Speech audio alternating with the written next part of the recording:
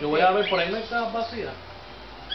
Porque voy a ver cuando vengamos, sacar todas las cosas que tengo encima del gavetero y del tablillero.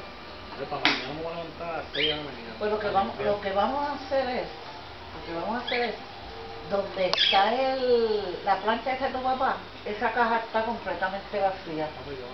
La coges y la limpias por encima, la limpias y guardas todo esto. Porque ya que el hueco que se hizo allí, no se va a hacer más hueco porque allí había algo.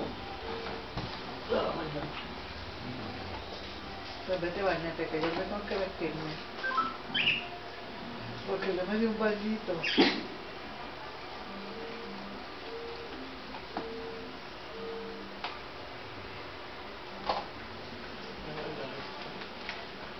Después lo retornar. Tan bueno porque son chiquitos.